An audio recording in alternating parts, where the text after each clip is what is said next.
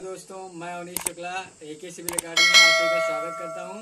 और आज लेके आया हूं मैं आपको ब्रह्मांड के जो सारे पिंड बचते हैं, आकाशीय पिंड, उन सब के बारे में क्या करेंगे। छोटे छोटे पिंडों के बारे में क्या क्या होते हैं, क्या नाम होते हैं उनके क्या कारण होते हैं, क्या कार्य होते हैं, इन सब छोटे छोटे पिंडों के बारे में जानेंगे। जो हम सबसे पहले जानेंगे कि क्षुद्र ग्रह क्या होते हैं, ये जान लीजिएगा।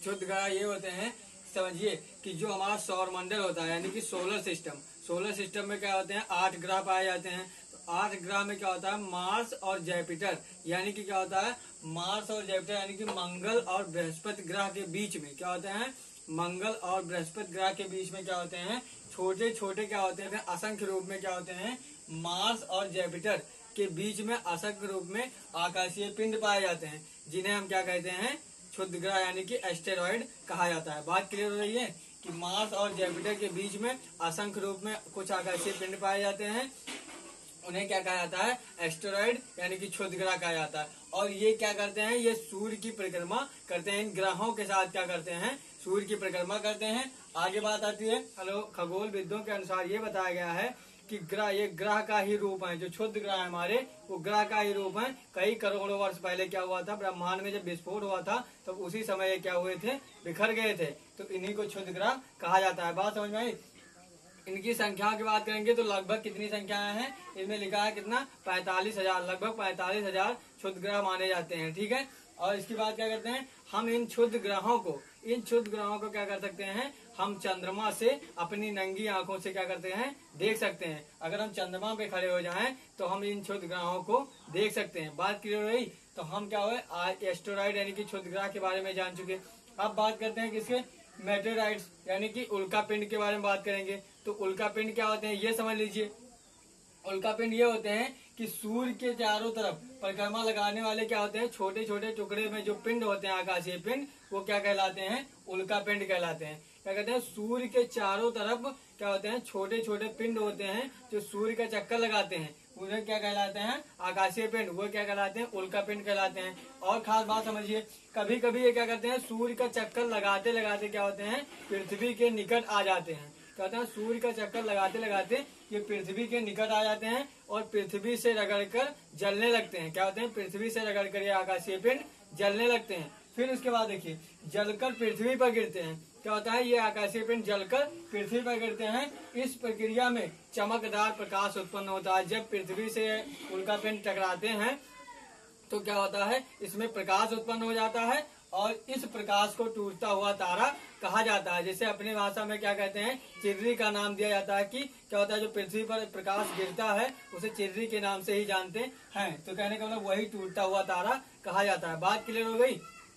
एक बार फिर से ध्यान देंगे, क्या होता है, उल्का पिंड वे होते हैं जो सूर्य का चक्कर, वो आकाशीय पिंड, छोटे छोटे आकाशीय पिंड जो सूर्य का चक्कर लगाते हैं। ठीक है, उन्हें उल्का पिंड कहा जाता है। कभी कभी ये चक्कर लगाते लगाते क्या होते हैं, पृथ्वी के निकट आ जाते हैं और पृथ्वी से टकराकर जलने लगते हैं। फिर जलकर क्या करते हैं, पृथ्वी पर गिरते हैं, जिससे क्या होता है, इस प्रक्रिया में प्रकाश उत्पन्न होता है, जिसे टूटता हुआ तारा या चिर्री के नाम से जाना जाता है। बात क्लियर हो गई।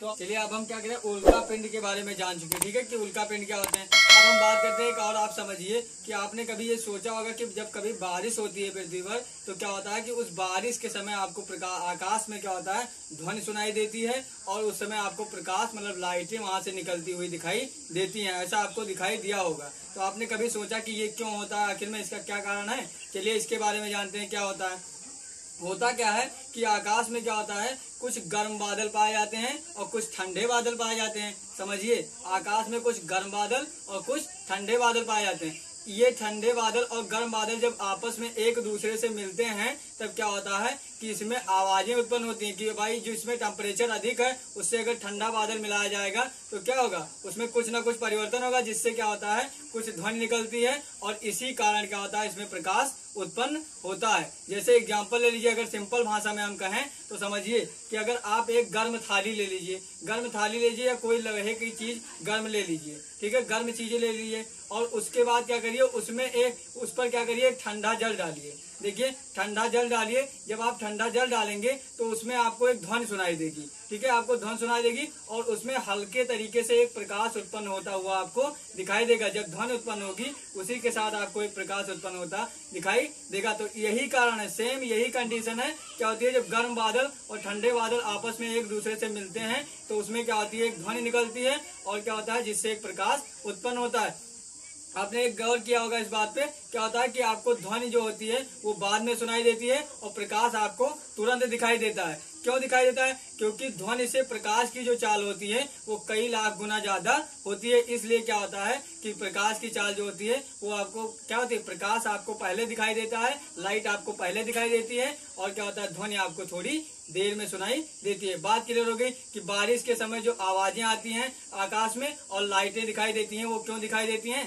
बात क्लियर हो गई। चलिए अब बात करते हैं, क्वेसर नाम का एक होता है पिंड होता है। क्वेसर क्या है ये समझिए, गैलेक्सी से छोटा होता है। ये क्या होता है, गैलेक्सी से छोटा होता है और इसमें अत्यधिक प्रकाश होता है, मतलब इसमें चमक बहुत ज्यादा होती है, ये समझिए चमक। और इसकी एक सबसे खास बात क्या होती है क्वेसर की, कि ये अल्ट्रावायलेट किरणें उत्सर्जित करते हैं, मतलब ये पराबैंगनी किरणों का उत्सर्जन करते हैं। ये खास बात ये पूछा जाता है कि क्वेसर क्या करते हैं, क्या कार्य करते हैं, तो पराबैंगनी किरणों का उत्सर्जन करते हैं। बात क्लियर हो गई। अगला पिंड हम देखेंगे कौन सा होगा हमारा, कॉमेट, मानी कि पुच्छल तारे या धूमकेतु। ये क्या होते हैं ये समझ लीजिए अगले पॉइंट में, पुच्छल तारे या धूमकेतु इन्हें क्या कहा जाएगा, देखेंगे इनका निर्माण कैसे होता है। ये आकाशीय पिंड है, कौन से, देखिए इनका निर्माण कैसे होता है, चट्टान, धूल, बर्फ और गैसों से क्या होता है, इनका निर्माण होता है और ये आकाशीय पिंड होते हैं। बात समझ में आ रही, इनका निर्माण होता है चट्टान, धूल, बर्फ और गैस से इनका निर्माण होता है। अक्सर क्या होता है, ये सूर्य की परिक्रमा करते हुए क्या होते हैं,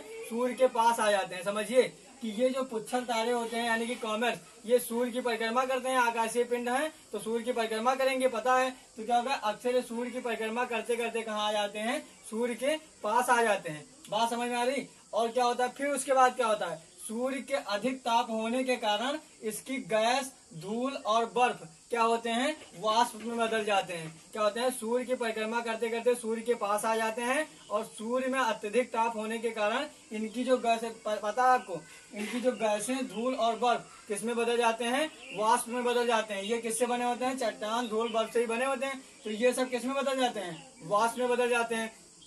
और बात, इसमें एक सिर और एक पूंछ होता है। क्या होता है, इसमें ये जो पुच्छल तारे हैं इसमें एक सिर होता है और एक पूंछ होता है। देखिए पुच्छल तारे के सिर वाला भाग क्या होता है, सूर्य की तरफ होता है और जिससे क्या होता है, इसका सिर वाला भाग जो होता है वो जल जाता है। किसका, पुच्छल तारे का सिर वाला भाग जल जाता है और इसमें एक सिर और एक पूंछ होते हैं और ये क्या होता है, नजदीक आ जाते हैं तो सिर वाला भाग इसके आगे होता है सूर्य के, इसी कारण क्या होता है, अर्थात सूर्य के अधिक ताप के कारण ये पुच्छल तारे का सिर वाला भाग जल जाता है। बात समझ में आई। ये तारे एक खासियत बात समझिए, सबसे बड़ी बात क्या होती है, ये तारे क्या होते हैं, प्रत्येक 76 बार, मतलब 76 वर्ष यानी कि 76 ईयर्स बाद दिखाई देते हैं। क्या कहते हैं, 76 सालों में केवल एक बार दिखाई देते हैं। बात समझ में आ रही है कि जो पुच्छल तारे यानी कि कॉमेट्स हैं ये क्या होते हैं, प्रत्येक 76 वर्ष बाद ही दिखाई देते हैं एक बार। जैसे समझिए कब दिखाई दिया था, इससे पहले 1986 में दिखाई दिया था और अब कब दिखाई देगा,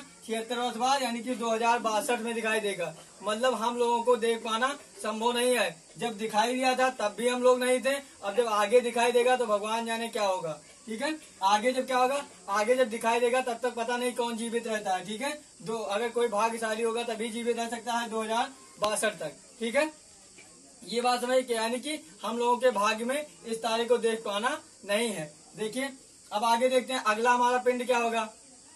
अगला पिंड हमारा क्या होगा, पल्सर। यानी पल्सर का मतलब क्या होगा, उच्च चुंबकत्व। ये क्या होता है, इसकी एक खास बात समझ लीजिए क्या है कि ये हमेशा क्या होता है, निरंतर क्या होते हैं, रेडियो एक्टिव तरंगे छोड़ते हैं। क्या करते हैं, जो हमारे पल्सर्स होते हैं ये क्या करते हैं, इनका कार्य क्या है, ये निरंतर क्या करते हैं, रेडियो एक्टिव तरंगे छोड़ते रहते हैं। बात क्लियर हो गई। तो इन सब पिंडों के बारे में जान चुके, नए तरीके से जो अभी तक जो बात हुई वो आप समझ चुके। ठीक है, अब हम बात करते हैं एक नया पॉइंट पर। क्या है नया पॉइंट हमारा, क्या होगा, लाइमन अल्फा ब्लोब्स। ये क्या होते हैं, लाइमन अल्फा ब्लोब्स क्या होते हैं समझिए, ये होते हैं ग्रुप ऑफ गैलेक्सी, मतलब गैलेक्सी के समूह को, यानी आकाश गंगाओं के समूह को क्या कहा जाता है, लाइमन अल्फा ब्लोब्स कहा जाता है। ये क्वेश्चन पूछा जाता है कि लाइमन अल्फा ब्लोब्स क्या है। ये होता है तारों का समूह, गैलेक्सी का समूह, पिंडों का समूह। इस तरीके से ऑप्शन में मिलेंगे तो आप कैसे टिक करेंगे, ग्रुप्स ऑफ गैलेक्सी यानी कि आकाश गंगाओं का समूह। ठीक है, अगला पॉइंट देखते हैं। अगला पॉइंट क्या होगा, टाइप्स ऑफ गैलेक्सी, यानी कि क्या कहेंगे, आकाश गंगा के प्रकार कितने होते हैं, 3 प्रकार की होती हैं। पूछा जाता है, क्वेश्चन आया हुआ है, कैसे होती हैं। एक पहला होता है दीर्घवृत्ताकार, दूसरा होता है सर्पलाकार और तीसरा होता है विषम आकार। ये तीनों कैसे होते हैं, एक सेकंड में बना के दिखा देता हूँ आपको। ये दीर्घवृत्ताकार कैसे होगा, ये गैलेक्सी आपको इस तरीके से मिलेगी, इस तरीके से मिलेगी, ये इस तरीके से आपको गैलेक्सी मिलेगी। ठीक है, ये गैलेक्सी हमारी दीर्घवृत्ताकार होगी।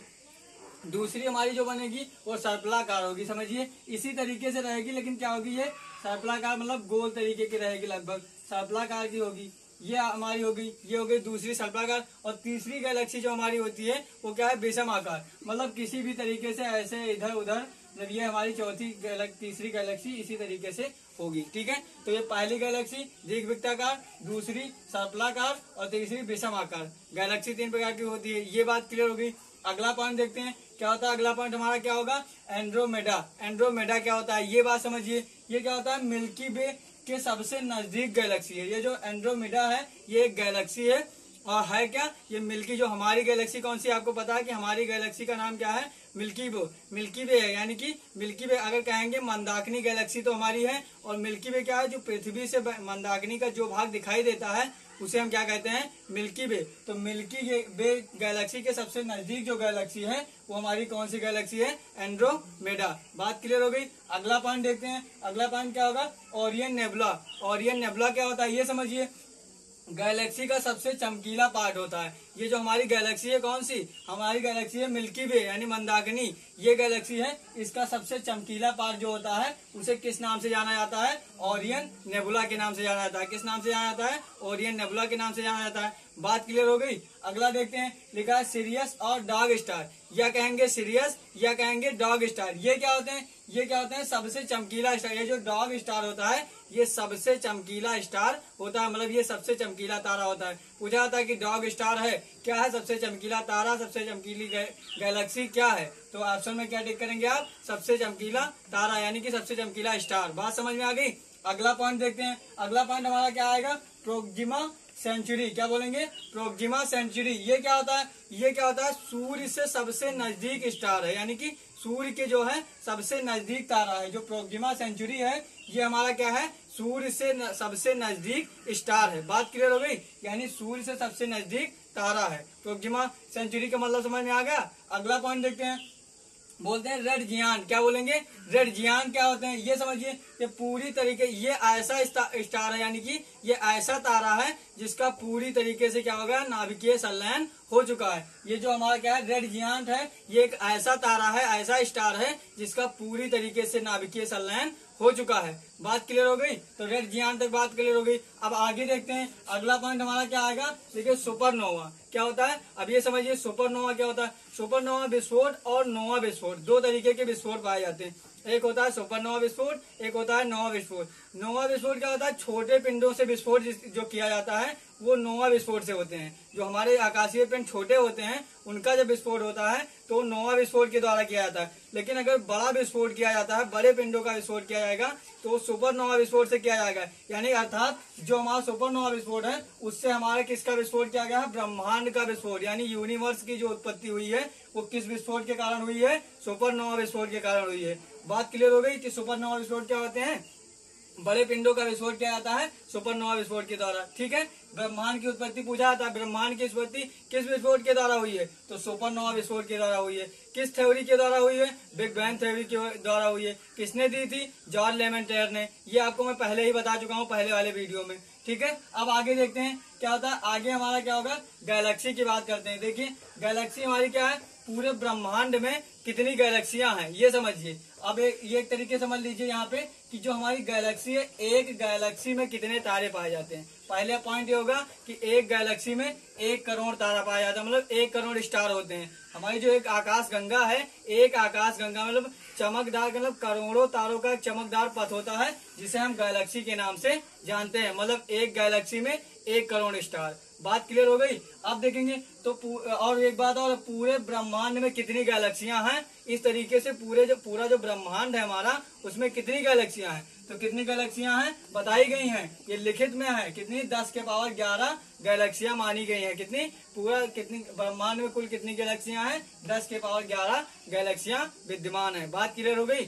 फिर से एक बात देखेंगे, क्या हुई कि हमारा जो ब्रह्मांड की उत्पत्ति हुई सुपरनोवा विस्फोट से। हमारी गैलेक्सी का नाम क्या है? मंदाकिनी है। और जो पृथ्वी से मंदाकिनी का जो भाग दिखाई देता है उसे हम मिल्की वे के नाम से जानते हैं। और किस थ्योरी के द्वारा ब्रह्मांड की उत्पत्ति हुई? बिग बैंग थ्योरी के द्वारा हुई। और किसने दी थी? जॉर्ज लेमेंटेयर ने। ये सब तरीके से बात हुई। अब बात करते हैं, यहाँ पे क्या होता है, एक पॉइंट और आता है क्वेश्चन। लाइट ईयर से मतलब नापने की बात आती है, जो दूरी नापी जाती है। तो देखिए कि लाइट ईयर बराबर क्या होते हैं। एक लाइट ईयर बराबर क्या होता है? 9.46 गुणे 10 की पावर 15 मीटर। ये क्या होता है? एक लाइट ईयर मतलब एक प्रकाश वर्ष बराबर क्या होता है? 9.46 गुणे 10 की पावर 15 मीटर। और उसके बाद क्या होता है? पारसेक का पूछा जाता है कि पारसेक का मान कितना होता है और प्रकाश वर्ष का मान कितना होता है। तो पारसेक का मान देखिए, एक पारसेक बराबर क्या होता है? 3.26 लाइट ईयर, यानी कि क्या होगा? 3.26 प्रकाश वर्ष। पता है दूरी का सबसे बड़ा मात्रक क्या होता है? पारसेक पूछा जाता है कि दूरी नापने का सबसे बड़ा मात्रक कौन सा होता है।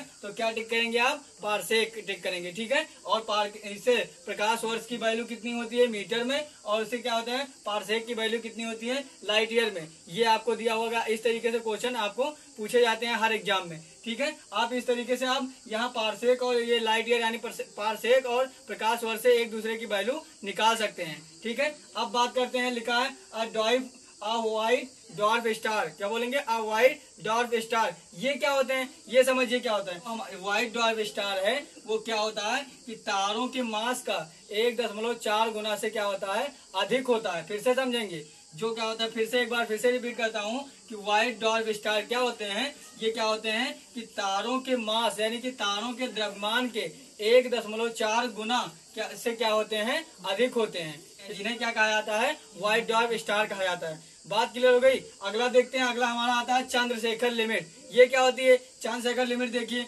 ये क्या होती है? चंद्रशेखर लिमिट होती है तारों के द्रव्यमान का क्या होता है? 1.4 गुना के बराबर होता है। जो चंद्रशेखर लिमिट होती है हमारी, वो क्या होती है? तारों के मास के 1.4 गुना के बराबर होती है। इसे अब अगला देखते हैं न्यूट्रॉन स्टार। न्यूट्रॉन स्टार क्या होता है? न्यूट्रॉन स्टार ये होता है कि तारों के मास का 1.4 गुना से क्या होता है? कम होता है। जो न्यूट्रॉन स्टार हमारा है वो क्या होता है? तारों के द्रव्यमान का 1.4 गुना से क्या होता है? कम होता है। तारों के द्रव्यमान का 1.4 गुना क्या होता है? व्हाइट डॉर्फ स्टार अधिक होता है। और अगर तारों के द्रव्यमान के 1.4 गुना के बराबर है तो वो चंद्रशेखर लिमिट के बराबर होगी। और उधर न्यूट्रॉन स्टार अगर तारों के द्रव्यमान के 1.4 गुना से क्या हो? कम हो तो क्या होगा? न्यूट्रॉन स्टार होगा, ठीक है। कम होगा तो न्यूट्रॉन स्टार होगा, बराबर होगा तो चंद्रशेखर लिमिट होगी, और अगर ज्यादा होगा तो व्हाइट डॉर्फ स्टार होगा, ठीक है। ये तीनों बात क्लियर हो गई। अब अगला पॉइंट हमारा देखते हैं, ब्लैक होल क्या होते हैं।